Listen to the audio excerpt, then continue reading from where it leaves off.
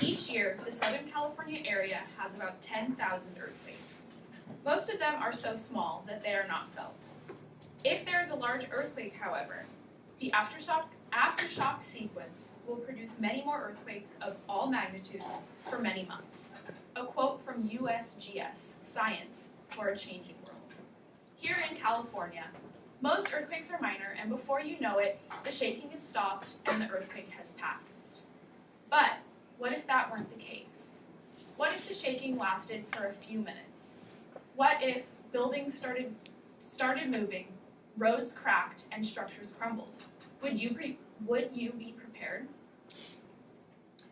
To help you prepare, I'm going to outline 4 simple steps to help you create and maintain your very own earthquake preparation kit.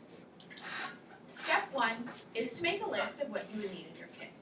Most kits contain things that are necessary for basic human needs. The American Red Cross has a sample list that they've put out. This list contains many items, such as pain medications, pet supplies, and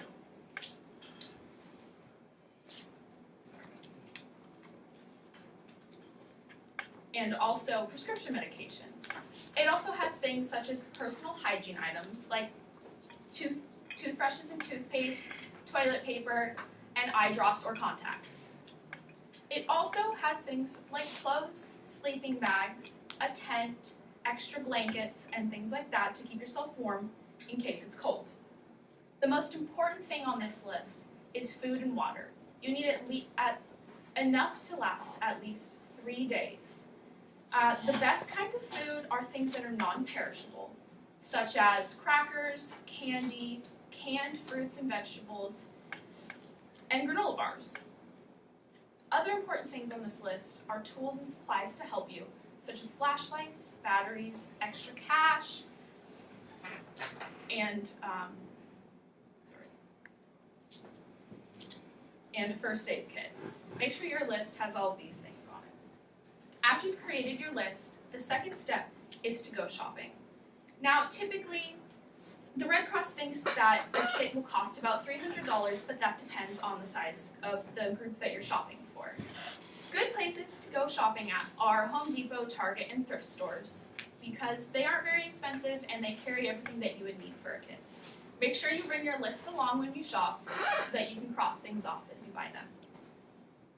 The UCLA School of Public Health recently did a survey where they found out that only 55.6% of the population in Central California has seen earthquake preparatory behaviors in their neighbors. Only 55.6%. That's barely above half. Now, earthquake preparatory behaviors include creating a kit, such as the one that I'm outlining for you. Now, it's good for you to go and make your own kit so that you aren't in the nearly 50% of the California central population that is not prepared for a strong earthquake. After going shopping, the next step is to put together your kit for storage. You want to make sure you have everything from your checklist so that you aren't unprepared in any way. Now, it's good to store your kit in a plastic trash bin such as this because they are sturdy and waterproof and will last for a long time. Now, you want to store this bin in a safe place, either in your home, garage, or even in your backyard. You want to make sure that it's away from anywhere that could crumble or maybe an unsafe building if the earthquake is pretty strong.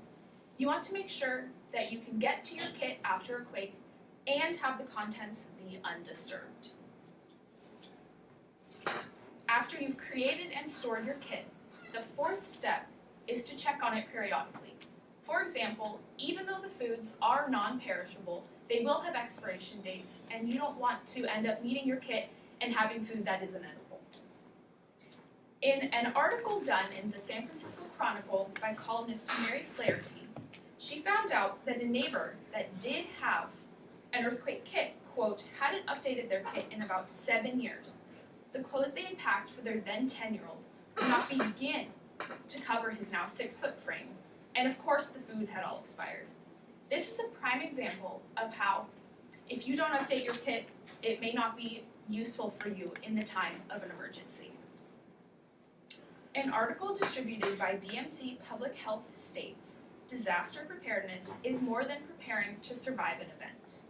It is also building capacities in people to adapt, attitudinally and behaviorally, to future catastrophic events.